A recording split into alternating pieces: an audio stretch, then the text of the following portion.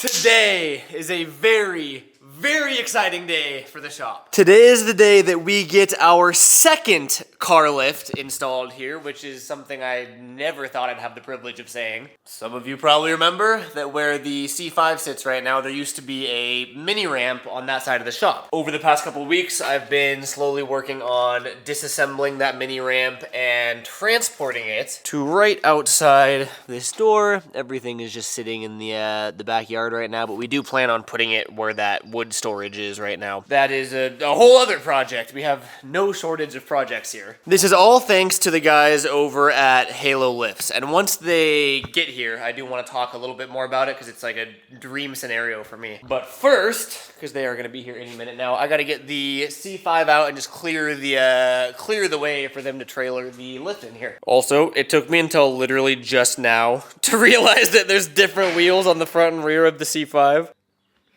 Do they match at least? Or what's the other side look like? No. So there's three of the same wheels, and then the front passenger side is the only side that has that one.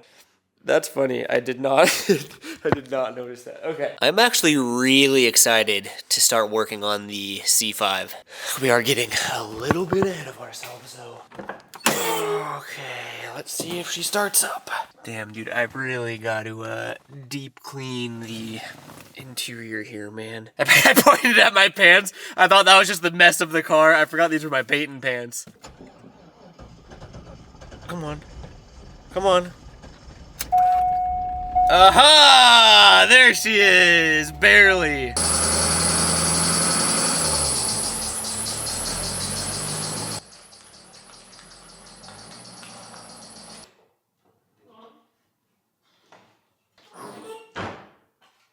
We know that the Corvette has multiple oil leaks, but that is just verifying that. And actually, those look like two different color fluids. I would be tempted to say engine oil, and power steering fluid, because that is definitely pinkish purple. That is oil of sorts, and that is also oil of sorts. If you watch the video from when we went and picked up the C5, it's from Taylor's family. And it had been sitting for, I think they said 5 years. I mean, when were the tags last registered? 2019. Taylor's dad told me that he believes it needs, he believes the rack and pinion's blown, which would explain the power steering fluid. And then we got the car up on the lift and we saw at least two pretty prominent oil leaks that we think were from the oil pan, and then there's some sensors on the back of the engine that we believe were leaking too. I don't know anything about LS's yet. The C5 is going to be a great project for learning a different platform other than just 240s and KAs. That is all going to be coming up here in the next couple of weeks, I'd say. But look at all that open space now. It trips me out because this side is noticeably bigger than the side with the lift installed currently. Like, dude, that is a really big space, man. It's taller, obviously, because there's a drop down between the two sides. But then it also is wider, which I never really realized, because there's this wall and then there's the shelving, which on this side doesn't have any of that. So this side is massive, and it makes it really nice for storing stuff along the sides, because it still doesn't feel like tight and compact like it does on that side. The dilemma that I've been having with my life, I just don't know where to put my second car lift in relation to my first car lift in my shop that's on my property. God, I live a hard life. I'm still not used to this still feels surreal to me. It's such a cool feeling. I love my life. I love where I live. I am filled with gratitude today. Anyway, what was I complaining about? Oh yeah, so the dilemma that we've been running into is where to put the second lift. We spent a pretty fair amount of time when we were figuring out where to install this one, because realistically, if we picked that up and scooted it forward, we could fit a second one behind it, which maybe if I was running like a legitimate automotive shop business out of my house, you'd want to maximize the amount of lifts you can have in your workspace. That's not the case here. This is all personal use, hobby use, you know what I mean? I wanted to keep the stairs clear for the rail so we can still skate this and not have posts of a lift right there. So we pretty much decided on just about dead center in the middle here. You know, I can fit a car under there if I want to store two cars on this side, or if I'm not using the lift, we drop the car down, we can park one car here and one car here, and the lift is just hanging out there. I think what I've settled on. And I'm gonna wait for the Halo lift guys to get here to run it past them as well. But honestly, I think literally just match where that lift is there, right here on this side. You know, have this post or this leg sit right about here. So it's directly in line with it. You do still have enough space to squeeze through here to walk past. That would be pretty centered in the doorway there. That would still give you a ton of space behind the lift, because chances are I'm gonna want another workbench or welding table against this wall here at some point. Because I think that would make sense. Lift 1 and then lift 2. Both dead center, gives you space all around. Oh, you can't, I think that's them. I think that was them towing my lift. Oh, I'm so excited. Oh, I feel like a kid on Christmas. Oh, that wasn't them. That was just my neighbors. That, on the other hand, looks a lot more like a car lift. It's always funny trying to watch people navigate the driveways with the trailer. Oh, look at that. So far, so good.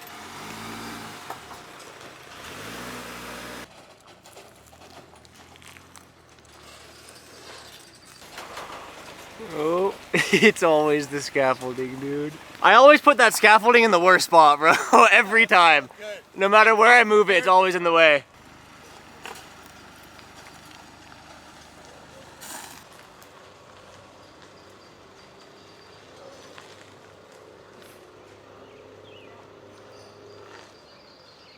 Wow. There she is. Oh, this is so cool. What up, dude? What's up, brother? Long time no see. Yeah. How you been? Good. Today's the day, huh? Today. Super stoked. Getting the baby number 2 in here for you.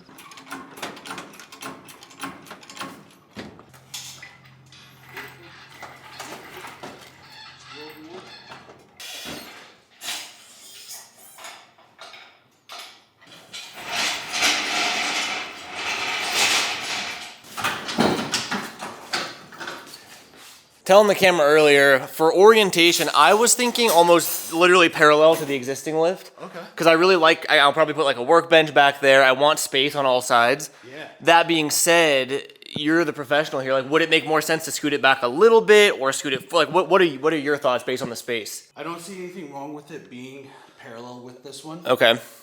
We just want to measure distance from the cracks to make sure that like structurally it's all fine. Okay. Yeah. If we did have it pushed back a little bit, that would open up more space for you in the front. So say for example you wanted to pull a truck in and you wanted to either like pull straight in or back in.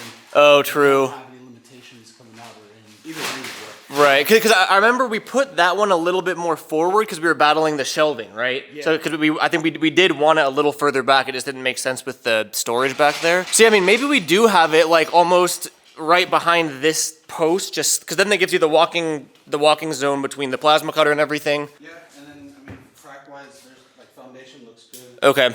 We can drill it just a test. Okay.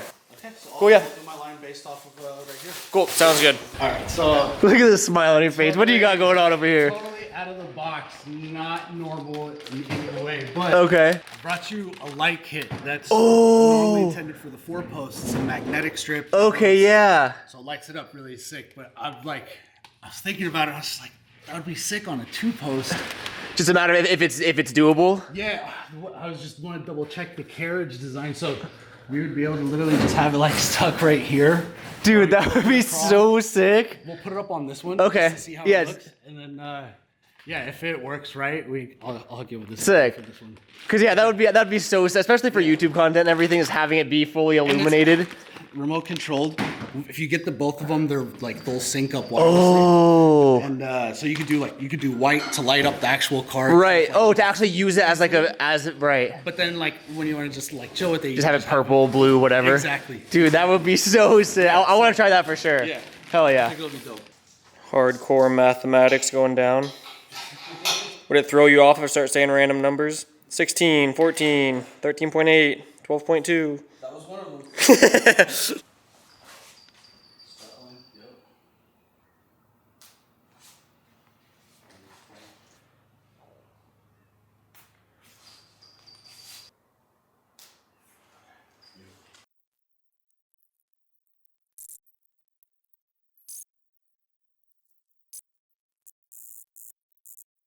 Just like that, we got a lift installed on the other side of the shop. They're doing the final adjustments, fine tuning of everything. And I figured while they're wrapping that up, I'll give you the rundown on Halo lifts and how I found them and how we've built this business relationship. Essentially, I mean, a lift makes sense and is very cool for a multitude of reasons that I don't even have to explain because it's obvious. But in my head, owning a car lift was always this, you know, crazy expensive, like $10,000 unattainable goal that only professional shops have. I started doing some research online and, you know, saw all the obvious, like bend pack, rotary, all the, you know, the professional grade stuff that you see at like service centers, at dealerships and all that. And again, they were crazy expensive. And then how did I find Halo lifts? I think, oh, it was Facebook Marketplace actually. Saw a listing for one of their lifts on Facebook Marketplace. I hit him up. We got to talking. It was Ahmed's listing. Yeah? Yeah? Plug it. I saw Ahmed's listing on Facebook Marketplace, hit him up, and I think the listing that I had clicked on, it might have even been a 4-post lift because I wasn't sure what I wanted. I wasn't sure what made the most sense. We talked back and forth on Marketplace for a while, and he was super helpful answering questions on, you know, my space confinement, what I want weight-wise, weight capacity-wise, what makes the most sense for my use case. Finally, we settled on the, what is the name of this one? 10,000-pound clear floor 2-post. And what that means is the clear floor means that the floor is clear. And that little bar you see on the top is up at the top as opposed to the bottom because I'm mainly working on, you know, lowered drift cars. So I wanted nothing to interfere with the bottom of the car. Decided to move forward buying a new lift from them, and the process from purchasing the lift to delivery and install, because that was before I owned my own trailer, because now we got that bad boy. So I could have saved on the delivery fee. But they delivered it themselves, they installed it themselves, and the whole process was super smooth. I loved working with them. And then you guys have seen how useful the lift is for myself, the channel, just it's a lift. It makes the most sense. I did just a fun little Instagram video for them, and then probably, what would you say, like 2 months after I posted that video, you guys reached back out? So yeah, something like 2 months, they reached out and like, hey, we loved that video that you did. Would you be open to, you know, working together again and possibly doing another video? We would compensate you, all this. I was like, yeah, like, you guys are awesome. I am a firm believer of your product. Hell yeah, I'm down to work together. Like, what are we thinking in terms of compensation? And then he's like, well, do you want another lift? I'm like, hell yeah, I want another lift. So that is the story of how this lift, the second lift in the shop, came to be. And then quick plug on your behalf, give us the rundown on Halo lifts, where you service, how they can find you, all that good stuff. Yeah, so I run the NorCal location, Northern California to Reno. So that covers the Bay, down to Fresno, up to Ukiah. But the company itself, we cover nationwide. If you're in the U.S., we can get you a lift. We don't have local teams everywhere, but we have quite a few locations across the country, so that wouldn't be a difficult thing. Cool. And then how can they find you in particular, because you've been amazing to work with? Man. So you can, of course, reach out to me via Halo Car Lifts through our DMs. You can call me, my local number. Put it on. Yeah, if you text it to me, I'll toss it on screen somewhere. Yeah, DM me, call, text. You can come down to our warehouse location. It's by appointment, so you don't want to just show up. Okay. You'll be by yourself there. Yeah, I'll have all the info on screen as well as the description down below.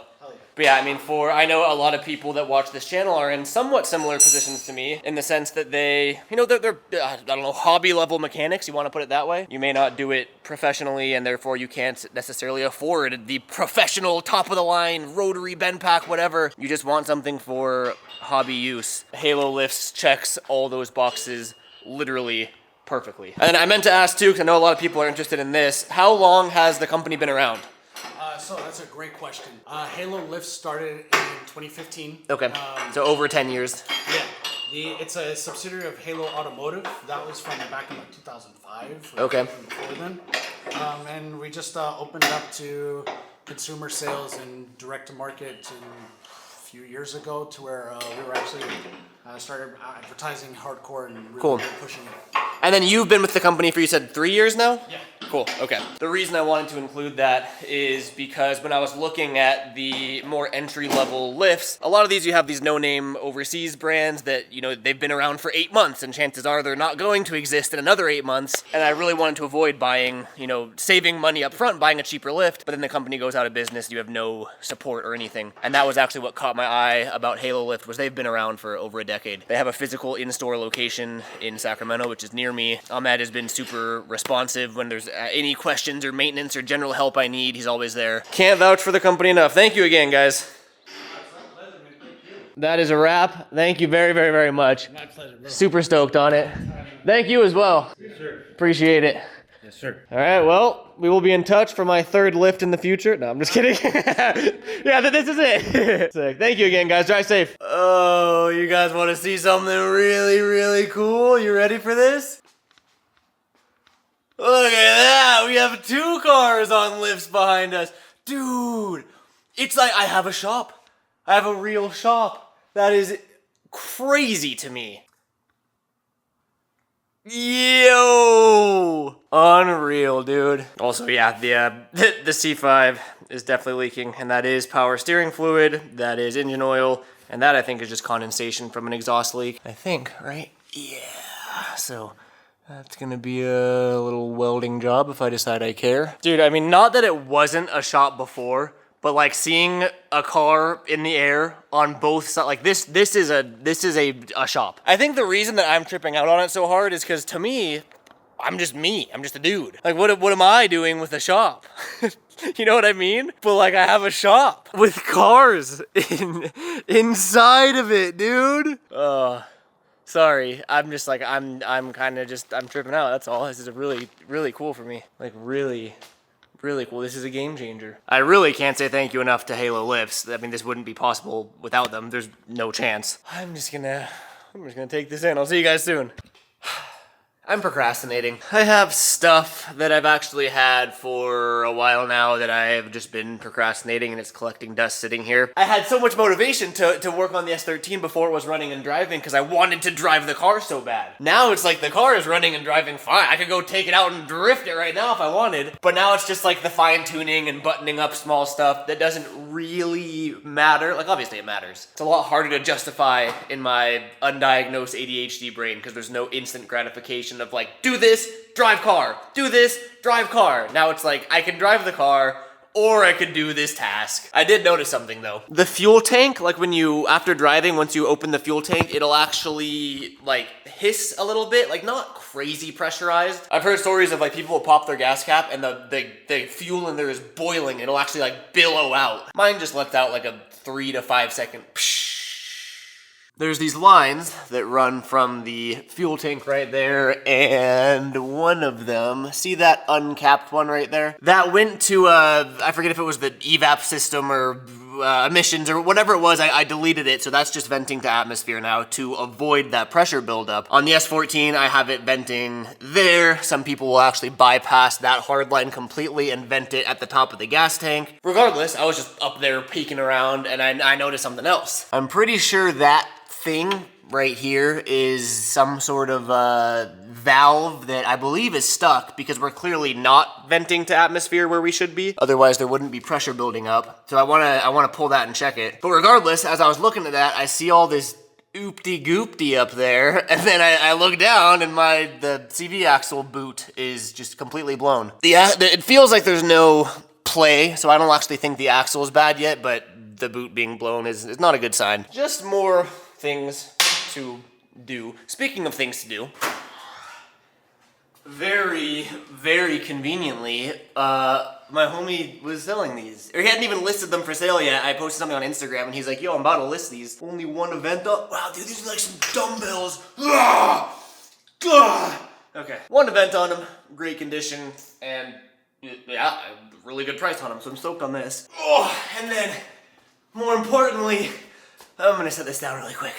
We have a new differential. Well, okay, actually, the story behind it is okay, let's back it up even further here. Next weekend, the 29th, 30th, and 31st of May, I'm getting redemption at AVS. I have a 3-day event, which I'm already extremely nervous about. It'll be my first time driving AVS in my car. That's besides the point. 3-day event at AVS in the S13 in about a week. Before I boosted the S14, I drove it stock for about a year, I believe. Stock power, I still had B-knuckle, so I had angle, but stock power. The number one thing that all my homies said would make my life a million times easier drifting a stock KA is 4.6 gearing, because I believe the stock gearing on a S13, S14 is 4.08 or 4.01 or something. The gearing's a lot longer. So you even saw, like, in the footage in the last video, like, I'm in first gear all the time. Like, I'm not spinning the wheels in second gear. The 4.6 gearing shortens the gear ratio and makes second gear that sweet spot that's torquey enough to actually get your wheels spinning. So on the S14, I got a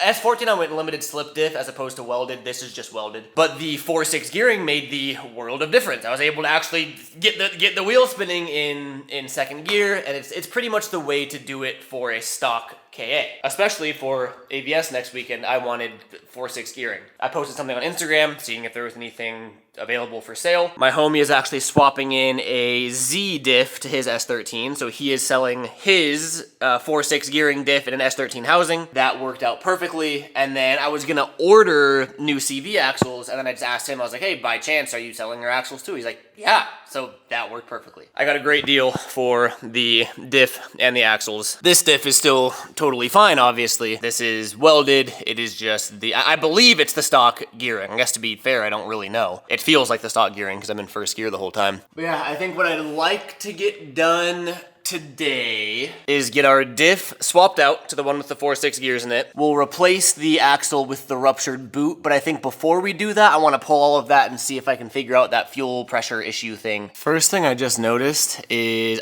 keep in mind, I haven't touched anything with any tools yet. Are you able to see it? This is, there's play here. Like that is loose. I can't rotate it with my hands, but that is loose. Most things I've gone through and marked, like any of the eccentric hardware, most of the suspension stuff actually I marked just so you can go through and reference like, oh, this moved, I should tighten that. I didn't check those, and that is a little bit loose. Yeah, that is how I've been driving this car. Oh yeah, dude, they're all loose.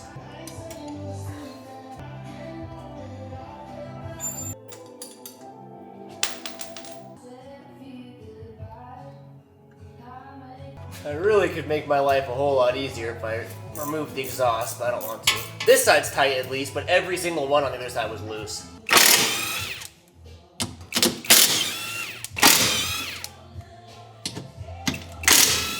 Okay, the diff should be pretty much free. Okay. There's one. Okay. Axles are off.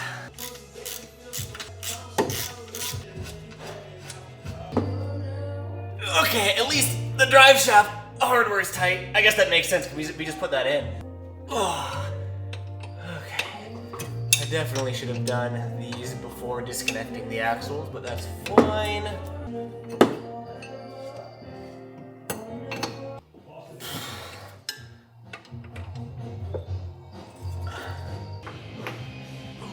Okay. Time to drop the diff.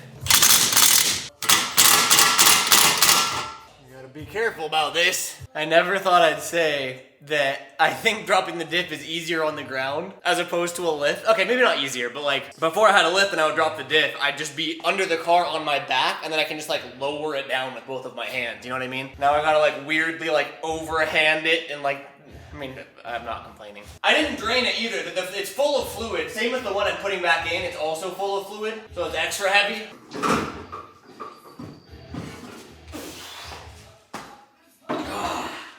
Okay. We got her.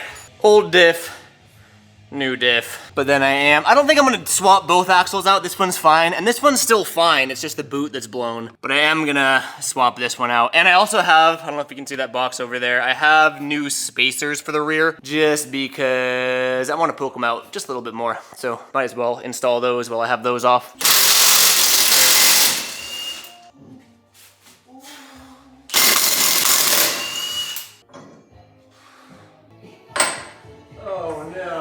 I don't own the right socket. This 32 is the biggest that I have, and I think this is a 33 or a 34 maybe. Regardless, I don't have it. I'm gonna have to wait for a homie to come over to borrow that. I do, however, want to take a look at this thing and see if it's clogged or plugged or what.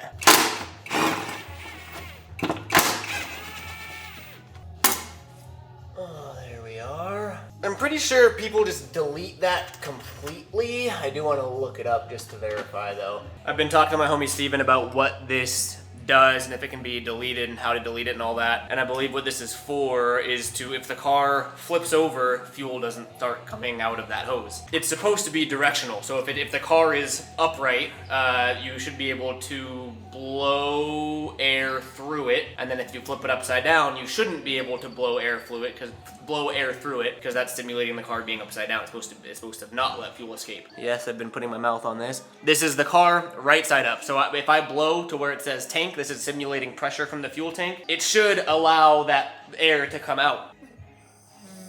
Oh, I swear I've been doing this for like 5 minutes and it was completely blocked. But it appears to be working now. I don't know how much, I don't know if there's supposed to be that much resistance or not. Let me try flipping it upside down. Okay, yeah, that works. Flip it back over. Okay, well maybe it just had to be like blown harder, you know, similar to me. Maybe we just put it back. I just checked and they do have, I have grease all over my face now. They have the 33 mil axle nut socket at the local AutoZone, so I'm just gonna go pick it up because I'll need it eventually. Plus, I know I will just keep procrastinating if, oh, I just don't have the socket. I'll wait for a homie. It's never gonna get done. Then we can put in our new axle. We can throw in the new 4.6 diff. After talking to Steven a bit about this valve that I forget the name of, but we know what it does, he said it's fine to delete. People delete them all the time. You just route that hose as high up as you can so that when you fill the tank up, it doesn't overflow. I shook it, I blew through it as hard as I can. It seems to be functioning completely normally now, and because there is a higher than 0% chance I will flip this car one day. Obviously, fingers crossed that doesn't happen, but we can't say it's not possible. If the valve works, I feel like we might as well continue running it. So, let's go hop in the truck and head to AutoZone. I said I ain't no rock in the heart of the city. Ain't no love. We have arrived to the motherland. What's up, buddy? How's it going? Oh no, my lunch. 33 millimeter socket and breakfast / lunch. And back home we go. Do you ever really think about what's in one of these? Because you shouldn't. You know what's gonna be insane if this doesn't fit? Oh, actually? No way. It actually doesn't fit. Wow, is it a 34? Why didn't I just check first by looking it up? Okay, back to AutoZone. I'm banking on the fact that it's a 34, but let's just... Oh, it's a 35? Yeah, good thing I checked. I for sure was gonna buy a 34. Okay, back we go. I didn't know it would crush me. There it is, okay. All right, let's hope that this is the right size. I mean, this has to be the right size. All right, and cool. That fits perfectly. Beautiful. Come on.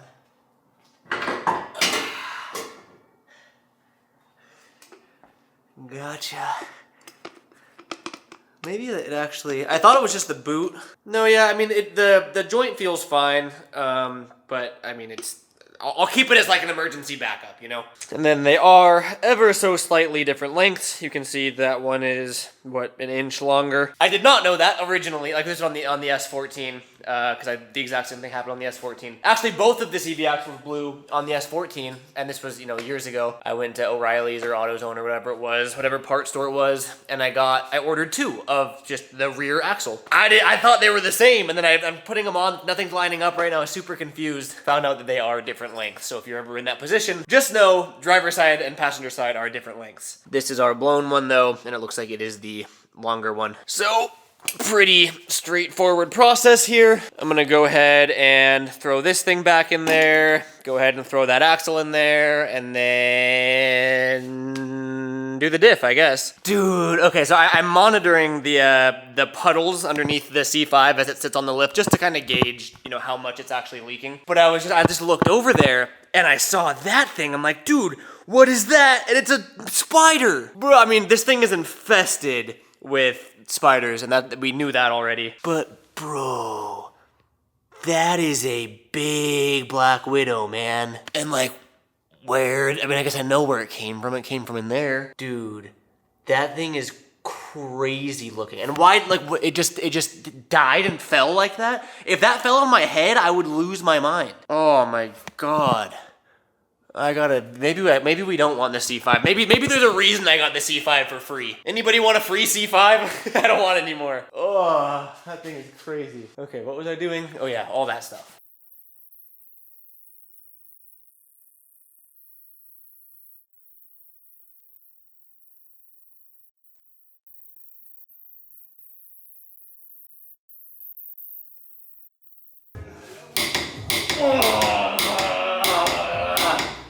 Alright, let's torque this back. Okay, so looks like the 4.6 diff is in, the new CV axle is in, everything is torqued and marked accordingly. I was going to throw our new 50 mil spacers on the rear because we had 30 mil. I just wanted a little bit more poke out. But then I remembered that I ordered these, and I would love to keep procrastinating, but I'm literally already here. You might have remembered I put new brake pads in, and they were just part store brake pads. They were nothing nice. I've always ran these Project Moo pads on the S14, and they lock up beautifully. So I actually ordered these for the S13 before I got those part store pads. You guys might remember we were ripping the S13 around just a couple parking lots, and the handbrake was working great, actually. Like, it doesn't lock up in a straight line, but when you're in a drift, it locks up fine. That being said, I have nothing but great things to say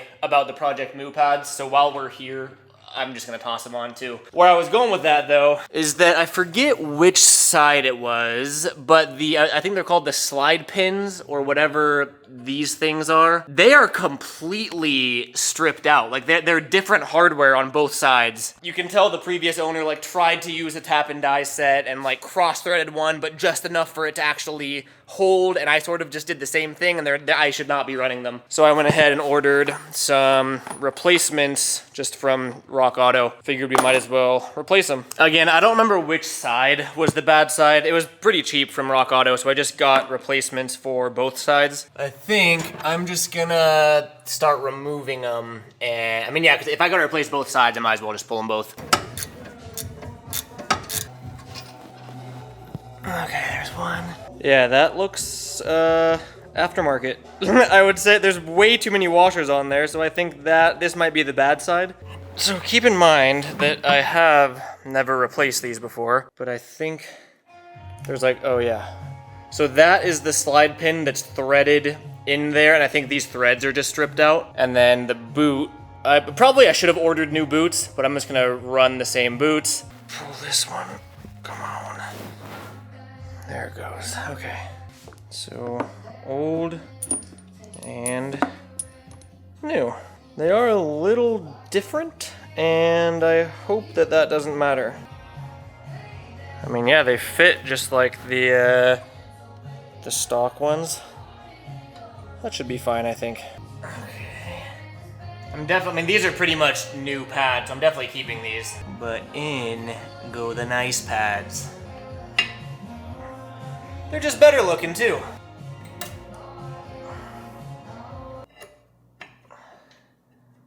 There.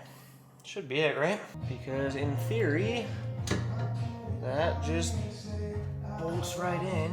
And then we got the new hardware for those slide pins. So all the threads are gonna be fresh and everything. There we go. See, that is threading in nicely, and that's tightening as it's supposed to. The other ones were just not feeling right at all. Like they were all stripped out, but that's good. And then here is the spacer that we were running, and here is the spacer that we're gonna be running. Oh, that's a thick one. Let's see if that fits.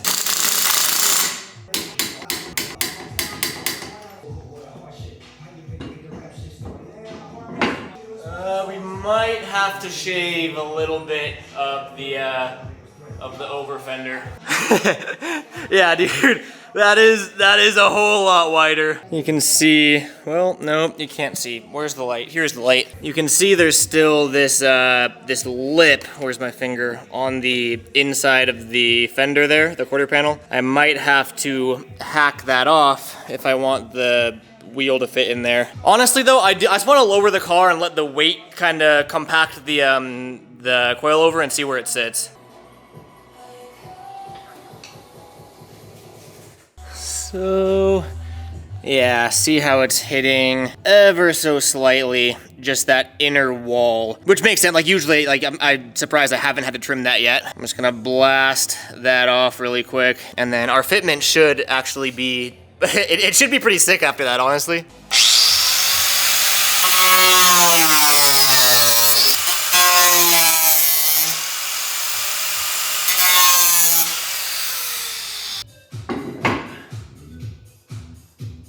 Yeah, that already looks like it'll fit.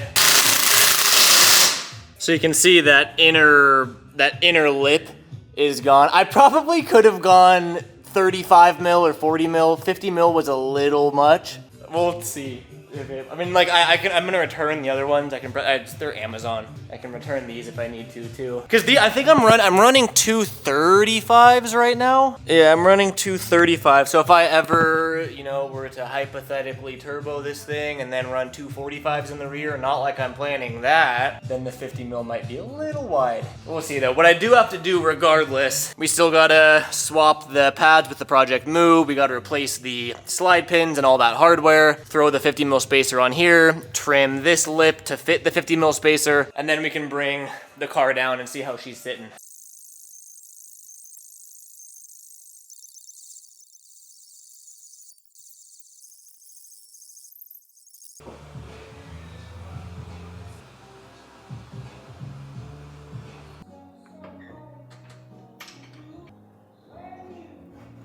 Looks good. It actually looks way better than I thought. We have, I mean, I don't know if I call that plenty of clearance, but we have plenty of clearance. Yeah, that looks, I mean, I'm way happier with that fitment. And these are 235s. I am curious how 245s would fit. But for now, I am more than content with that on both sides. That is definitely an improvement for sure. Super happy with how that looks. So, well, wow, we did a lot today. New diff with the 4.6 gearing, which is gonna be the biggest thing for the upcoming track day. New CV axle, I mean, is that kind of all we did? Oh, the Project Move brake pads. Left over in our to-do pile, I have this braided clutch line that I don't need to do yet. There is a very, very small leak at the slave cylinder, but the clutch pedal still feels totally fine, so it's not even worth dealing with yet. Definitely soon though, so I have that. And then I ordered this before I did the aluminum rack and pinion bushings. There's this other, it's a steering column bushing, I believe, on old S chassis. That can give out, and that'll give the wheel play and the steering play as well. So we thought it could have been that before we noticed the steering rack moving. Can't hurt to install this, but again, I'm gonna save those for a later date because I am fantastic at procrastinating. Let's go see how this 4.6 feels.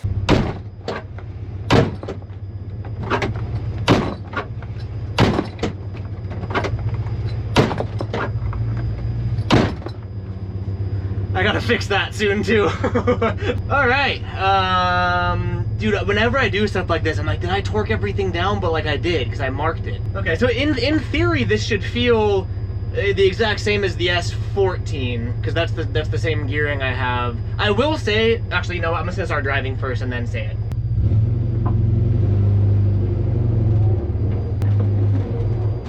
testing the brakes. The brakes do work. So first gear are everything, but like first gear should be very, very short now, like unusably short. Which yeah, it is.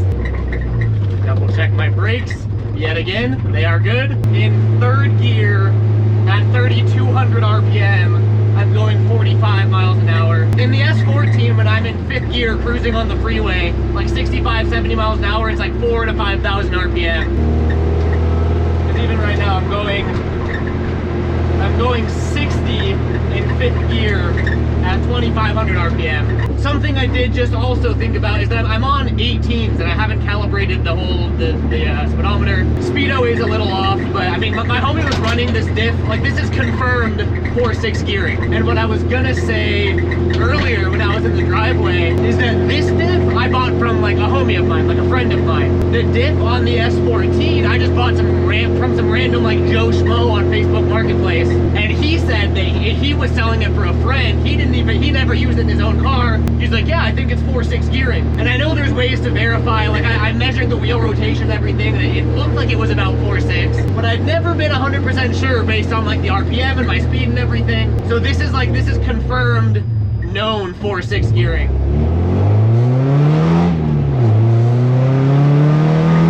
I mean, yeah, it's definitely, it's a lot shorter than what I had before, which is good because now it'll be way torqueier in second gear.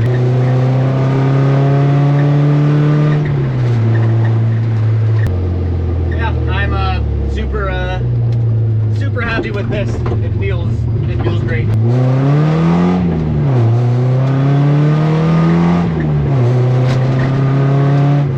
Yeah, no, this will be good for ABS. Still severely underpowered, don't get me wrong, but like with a stock KA, that 4/6 gear ratio is pretty essential.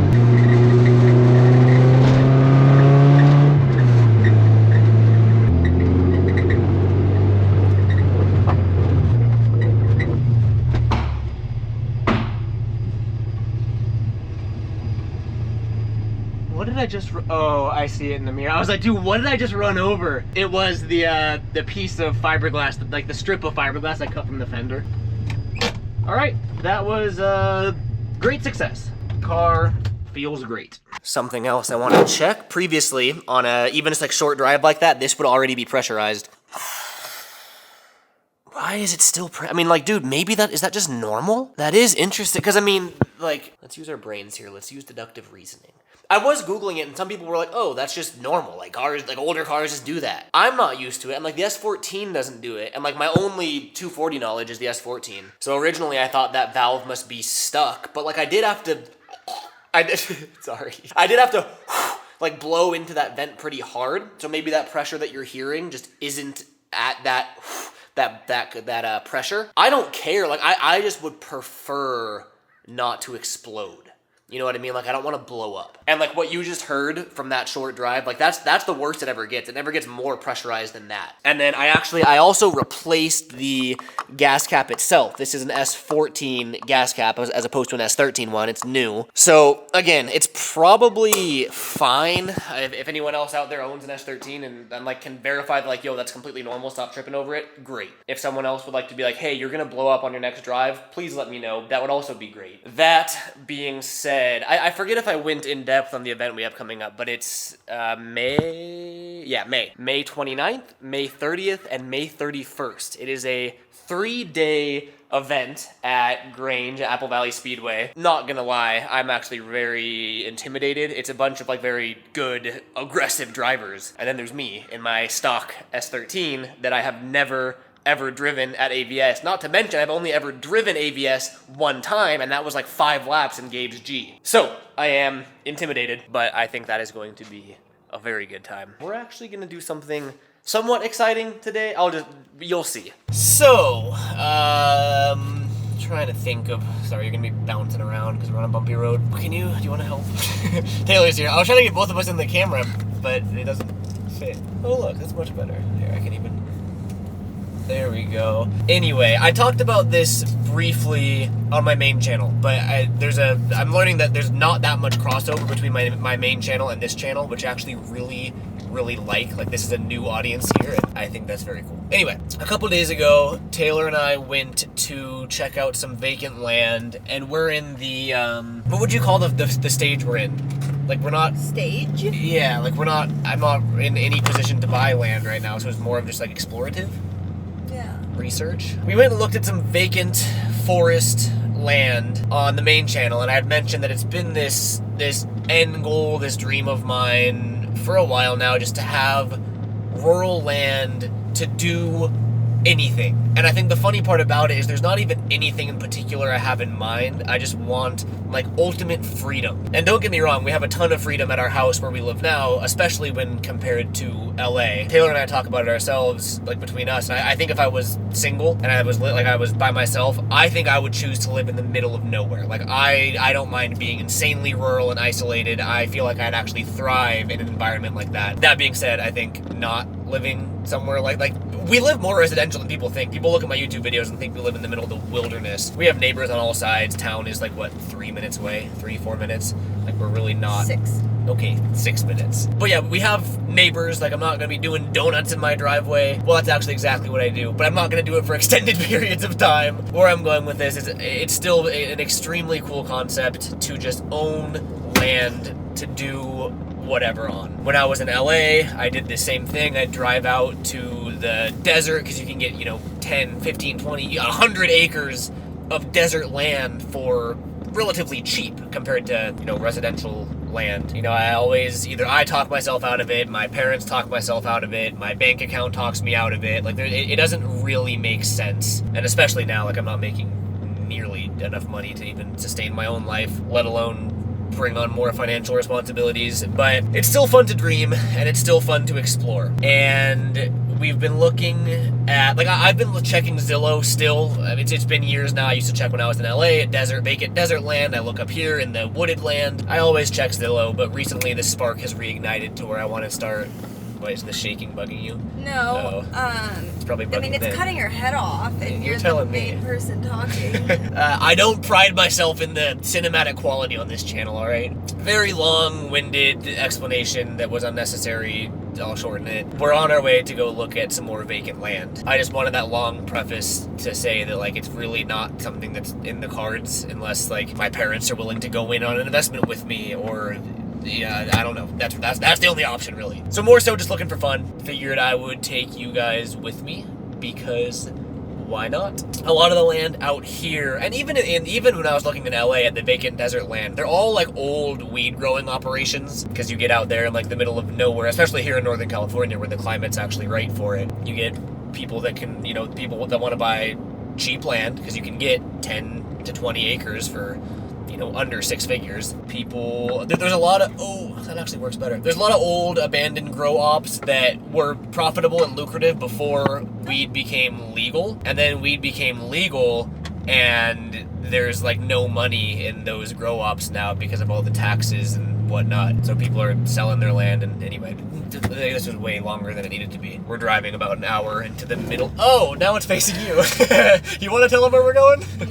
Oh, it's because that whole thing. Here, you want to just point it at me? I got like 4 words I gotta say left. We're driving long time into mountains, and then we see you there. Bye now. We are out here. That was a crazy drive to get here. This is the land. What are your thoughts, Taylor? It was such a crazy drive to get here. We've been in like the middle of nowhere with no cell phone service for a solid 30 minutes. That was the homestead that we hope no one is currently in right now. There was power at some point. This is such a trip, dude. This land is 11.6 acres. Where I'm standing, which was like the grow zone clearly, is about a half acre. Yeah, dude, this is, I don't know. It's such a trip to me. Got an old tent. It doesn't really look that old. Good thing that fence is there. It's really keeping people out.